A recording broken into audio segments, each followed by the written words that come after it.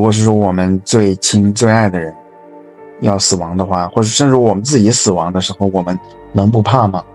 西藏度亡经他就讲到，我们平常时就要有这种心理准备，就是比如说等我们双亲去世的那一天，无可避免的，所有人100%确定的他的归宿都是会死亡的，这个其实也没什么好忌讳的。等那一天到来的时候，中国人特别忌讳谈死亡的话题，但其实我特别愿意谈死亡的话题，因为我觉得很真实。就是死亡才是生命，是我们作为人类的一个真正的结局吧。我们为什么要去恐惧一个100%要发生的事情呢？所以呢，他就是讲到我们就要有这个心理建设、心理准备啊，等到我们父母走的那一天，甚至说我们自己走的那天，突然一下，就是那个灵魂和身体分离了，然后你可以以观察者的角度看到我们周围的这个空间吧。但是时间的感知会很不一样，然后你也不能去跟其他的那些人活着的人互动的那个时候，那我们该怎么做？如果是说我们平常时会想到考虑到这一点，甚至说打坐冥想的时候会有这么一个心理准备的时候，等那一天真的来到了，我们就会更加的那个自由从容，无所畏惧。那你是怎么看待死亡的呢？就是肉体的死亡，身体的死亡，你是怎么看待这件事情的？我觉得那个有一位作家叫史铁生，他说死亡是每个人都要经历的一个伟大的节日。然后我觉得死亡它只是一道门，然后我们的那个灵魂离开肉体，可能这个时候会有一个中阴身的阶段吧，或者说然后它时间的感知会很不一样，后面要么是轮回，或者说到另外一个世界去，或者是未知的，就是具体所谓的灵界呗，就是。对，你是怎么看待的？我觉得在我看来，死亡的话，我觉得身体的死亡就是身体这个剧本的剧终。就是我还是从故事小说这样的一个角度，就是剧情的这种角度去看待人生，因为人生就是一个故事嘛，就是一个剧情，就是一个电影，就是一个游戏，对吧？那死亡就是 game over， 就是剧终，就是一本书的最后一个字就结束了嘛，跟这个身体相关的一切都消失了，停止了然后我觉得它只是在告诉我们，这个身体的这个体验就是一个剧情，就是一场梦而已，就是一部电影。它告诉我们这件事情，不管你承认不承认它是一个真相，就是人生就是一场剧本，是一本小说，是一个电影。死亡让这个理论成为了一个真相，就是没有人能够否认它。只不过我们在这个剧情当中的时候，我们无法自拔，然后不愿意去承认，其实你只是活在一个故事当中。不过如果你的子孙、你的后代，他们不是继承了一部分的你的那个 DNA， 然后每一个家族它有自己的家风家训，所以我们就像传统的观念，他会想到我们要把有一些好的属于全人类的下一代。我们延续的是人类的香火了，变成人类又有什么值得延续的呢？我指的是肉体的层次它跟地球上的动物，其他动物没有区别呀，就是一坨肉体嘛，对不对？那伟大的文明它是什么样的？伟大的文明没有伟大的文明伟大的是你的本质你的灵性是伟大的，它是永恒的呀，永恒还不够伟大吗？它都不受时间的限制。而身体就像我说的那桌子上那一滩肉似的，它是会变化的，会腐朽的，它无法保持一个完美的状态。那你觉得这种不完美的东西它能叫伟大吗？对，一个不完美的东西它就是有瑕疵有缺陷的，它只能叫一个玩具一个工具而已。就像说在刘亦菲的脸上，刘亦菲很美，对不对？是不是很漂亮很完美女神吧？对呀、那你等他90岁的时候你再看呢？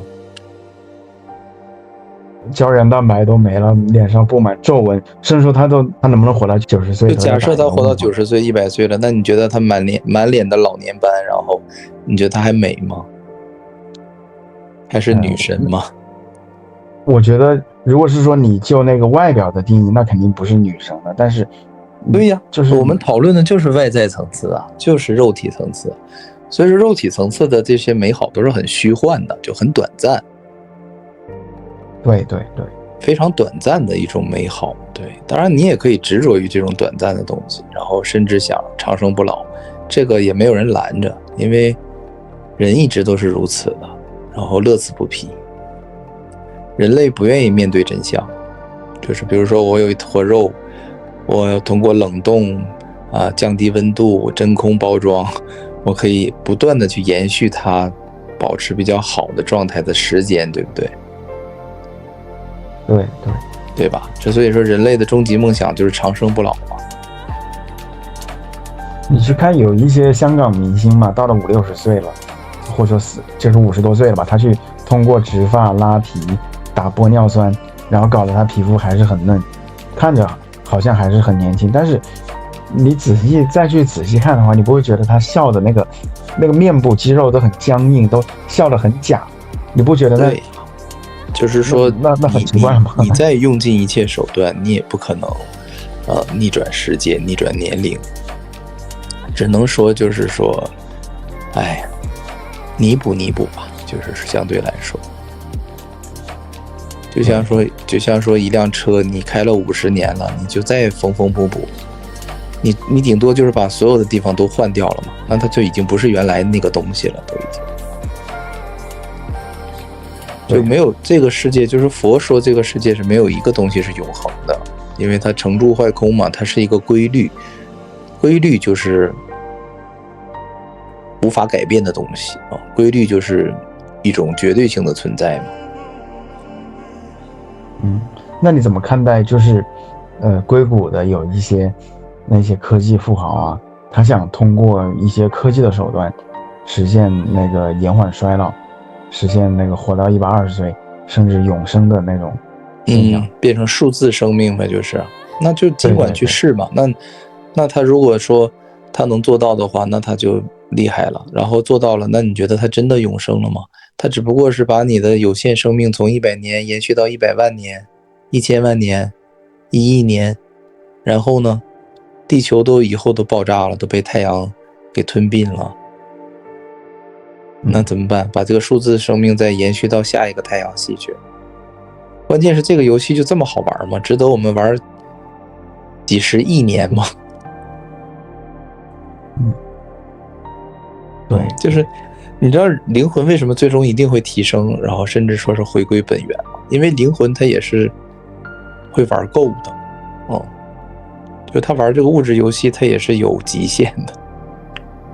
哎，对了，泰坦天书里面说总共那个灵魂它有7个维度或者7个阶段吧，然后就是灵魂玩够了这个阶段，它就提升了到下一个阶段，玩下一个游戏，然后再提升，再到下一个阶段，再提升，然后一直到终极回归本源了，就结束了。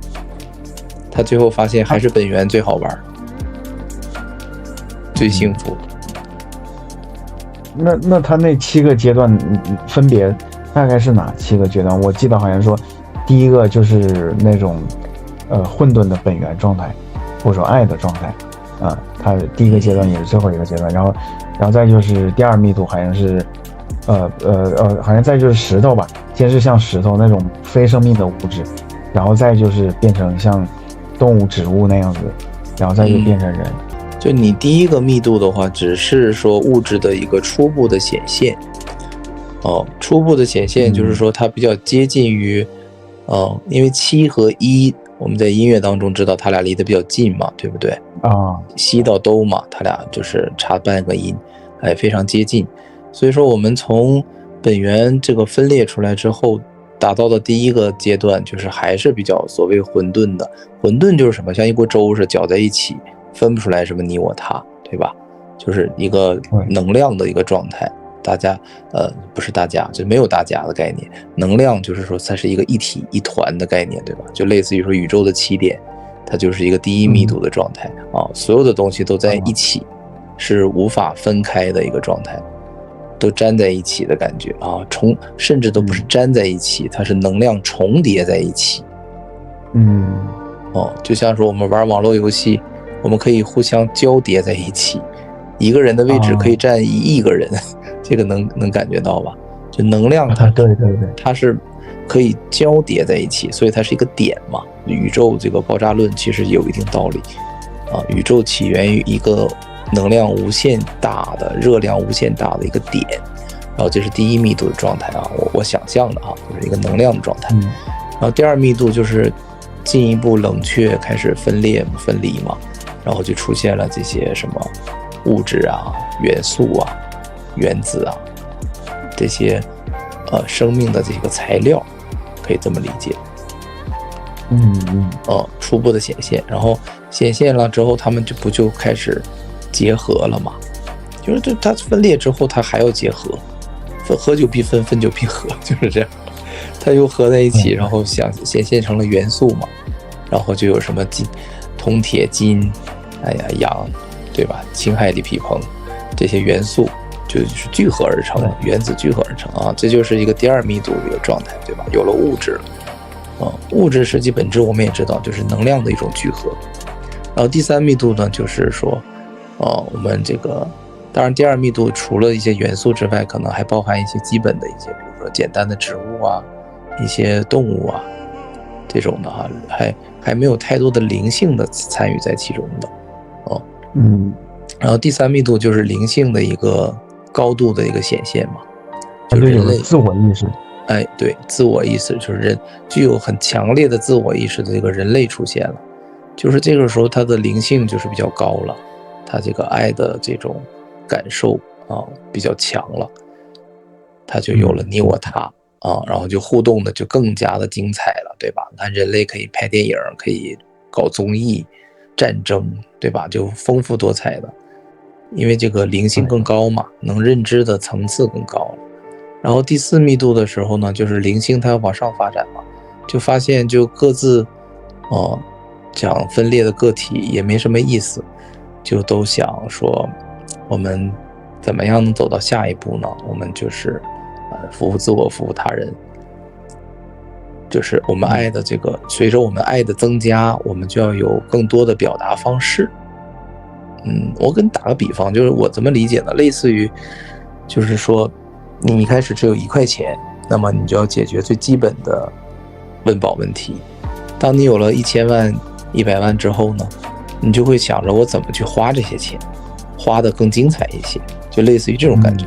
当我们灵性很低的时候，我们只是要去生存；当我们灵性很高的时候，充满了爱的时候，我们要去想着怎么去表达爱，这个是能理解的对。所以你表达爱的时候，你就需要一个表达的方式啊。你是要更爱自己呢，还是说更爱他人？这是你的一个选择。然后当你选择了更爱他人的时候，你就会慢慢的和他们的连接建立的更多，然后你们俩其实就开始进一步的开始融合，打破了那种个体之间的那种边界感，对不对？所以他的事情变成你的事情你们开始共享很多东西了，对吧？所以说在第4密度的这个社会当中，可能就是人和人之间不用金钱了，这都是共有了这种感觉的直接就是你有需要你就拿去用就可以了，就像一家人一样所有的钱都存在一个账户里面这种感觉。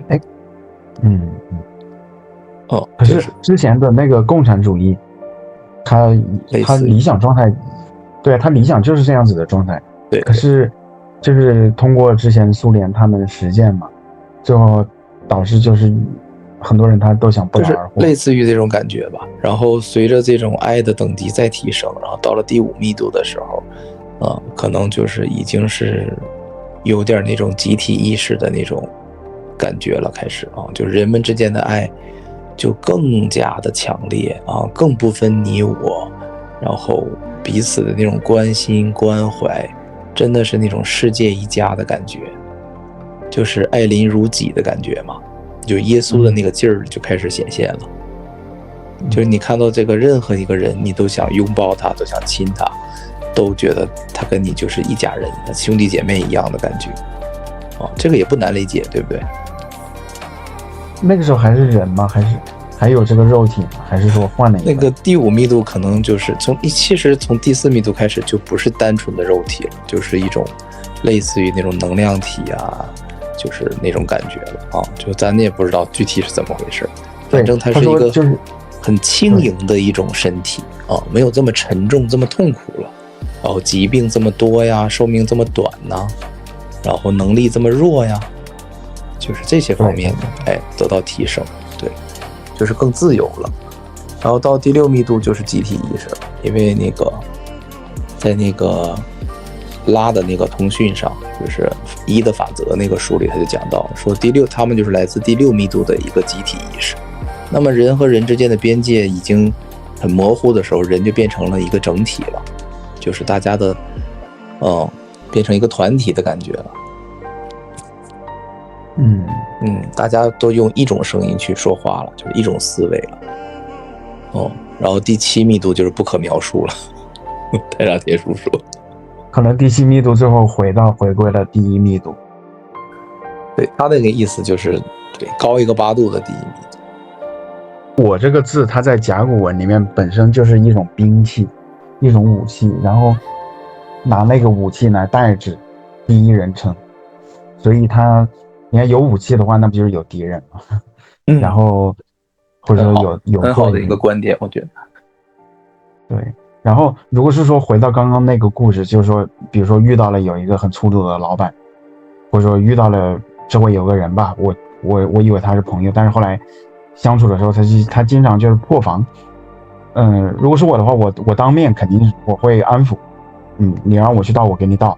但是后面的话，我会想办法，就是找个其他的借口，给他辞掉这个工作，或者说如果是朋友的话，就慢慢的远离那个人。但是我绝对不会当面去跟他对抗，或者说当面去跟他那个破防去说，因为如果当面去吵的话，我可能再过个多少年，我会后悔，我会想到，哎呀，我发作了，我发脾气了，这个是不是？因为人一旦发怒的话，你可能你也不知道说什么话没有过脑子，会不会伤到他啊？但是我就忍受一下啊，这个你要发脾气，脾气不好，好，那慢慢的，就是后面慢慢的就远离他，但是我也不会去骂他，对，就是你是一个体面人，不愿意当面撕破脸。对，每个人他都是有他自己的那个价值观，或者说其实大部分的人的价值观都是有扭曲的。我指的这个扭曲的定义，就是指它是在爱的道路上是偏离的。对，是偏向恐惧的啊。对啊，所以呢，那你前面说要保护好自己，那有什么做法？那种高能量体、高灵性的做法能够保护好自己？灵性高的话，就是你要理解一切你也要接受一切，你是自由的。然后你不要轻易的去评判他人，也不要轻易的去评判自己。也就是说，你当面去争吵啊，去撕破脸啊，和你不这样去做的话，很体面的去解决一件事情，其实是没有区别的。反正在我看来也是没有区别的。就是当你自我定义我很体面的解决这件事情的时候是对的时候，是更好的选择的时候，实际上也是一种分离的想法，就是你觉得这样做更好。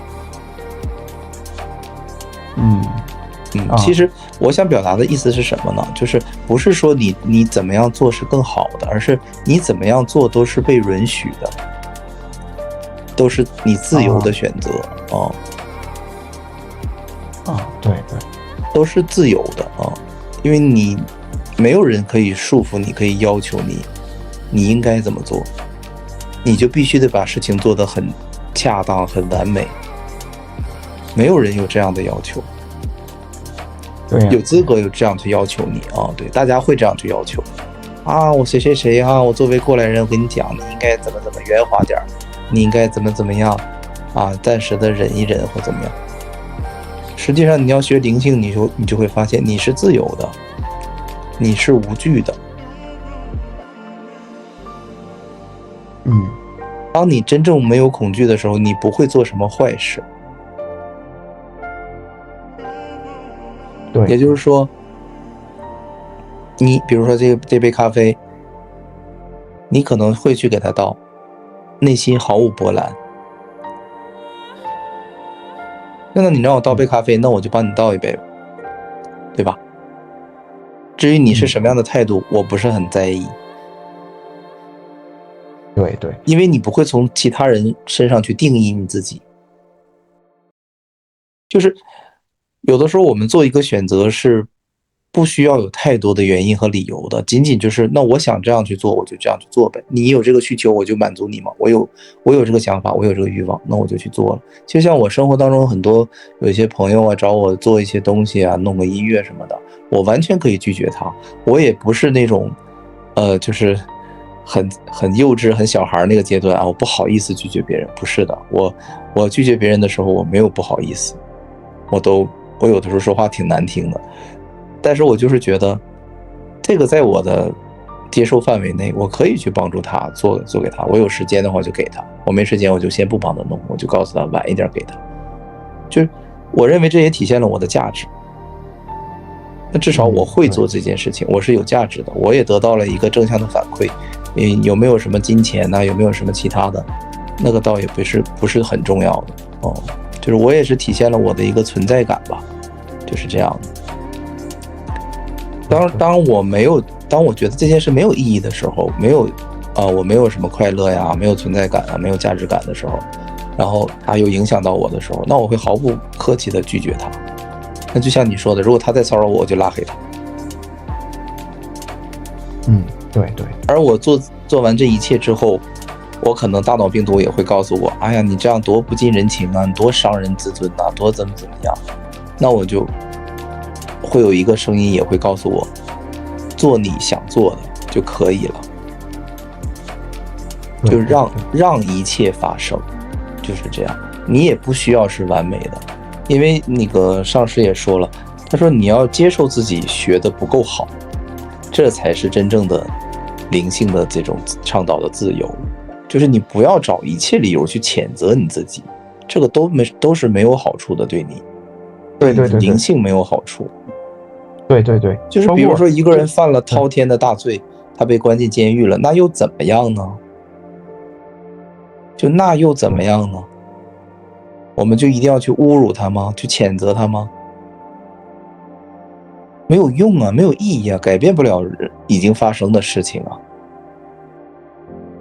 灵性就是接受一切当下发生的事情。当然这个说起来太站着说话不腰疼了，我完全明白，就会引起很多人的这种愤怒，就觉得你没有遇到过那种很糟糕的事情，你凭什么说要接受一切？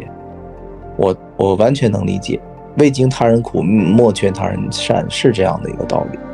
就是人在面对很极端的情况下的时候，一定会非常的愤怒，非常的恐惧。那我觉得就是灵性就是允许一切存在，因为这是一场梦嘛。那你该恐惧你就恐惧，该痛苦你就痛苦，该疯狂你就疯狂，你也要允许自己这样。你要允许自己，你可以把你自己想象成一个救世主，一个耶稣的形象，你也可以是一个杀人狂，一个变态杀人狂魔，对不对？可以的。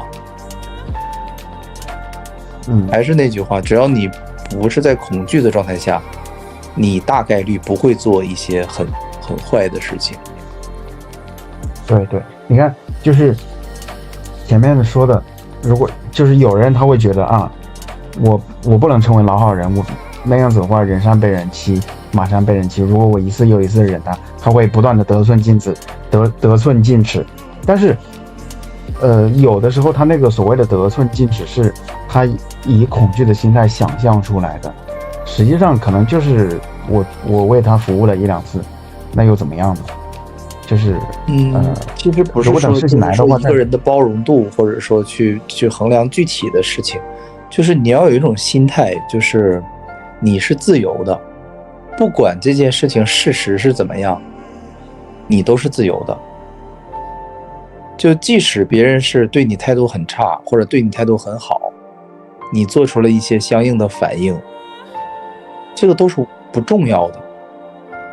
就是还是太傻天说那句话，为什么你认为那是一个问题？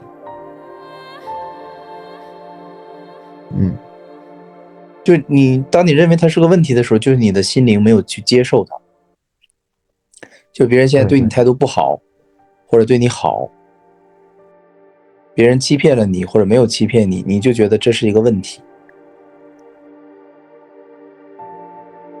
其实这不是一个问题，这是这个世界本来的样子。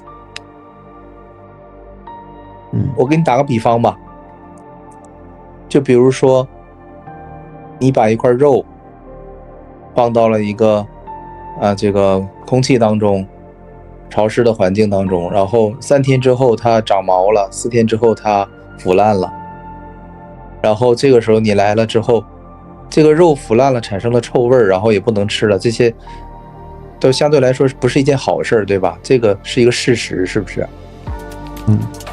然后这个时候你认为它是个问题，这是最可怕的事情发生。这个肉本身变成什么样子，其实它都是一个自然规律，它是一个发生而已，它是一个梦中的剧情，这个说得通吧？它是一个因果。但是现在问题就是在于，真正的问题在于，你认为它是一个问题。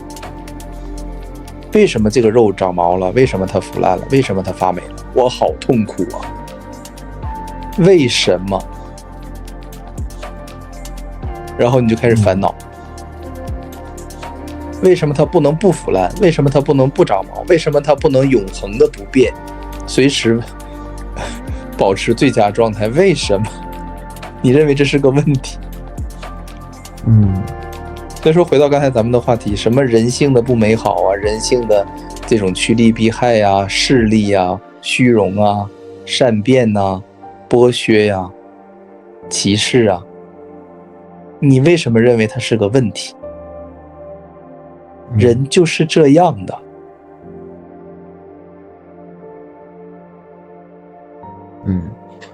人类就是不完美的，就是不美好的。对，就是在了凡四训里面，他提到了，就是人，就是首先就是普通的人啊，他多数情况下都会有一种懊悔和自责的那种心态，不断的去来那个污染着我们的大脑。对，我一定要改啊，我一定要改。愧疚感，就愧疚感。哎呀，我可以做得更好。而且过去就是他，尤其是对过去的有一些事情的懊悔啊。可是呢，就是说他最后不是说那了凡四训，他就是讲的一个改命的故事嘛，怎么样改变自己的那个命运啊？他就讲，首先就得从那个改过开始，那个就是首先来清除那些大脑病毒的那些对自己的懊悔啊，对自己不完美的那些抱怨呀，或者说攀比呀。好，然后第二的话就是包括很多其他的灵性的那些方法嘛，他都提到了说我们要每天冥想。太傻天书里面说5分钟，然后曾国藩他是每天冥想1个小时，就打坐1个小时啊，就是说通过那个就是包括那个祷告也是某种程度的冥想吧啊，如果有的人他自己一个人静坐的那种静静的祷告冥想是这样的，就是太傻天书是建议我们冥想的，他觉得这是一种清除大脑病毒的最佳方式，他也是认为这是我们第3层世界的最好的一个修炼的提升的方式。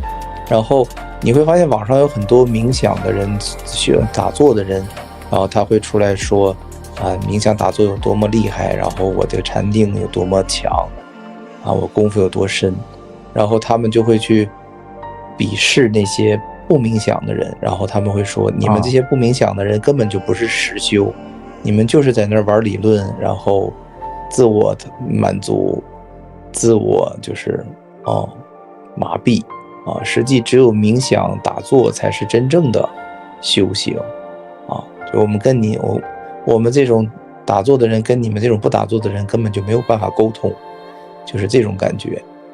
那你觉得这种现象你怎么看？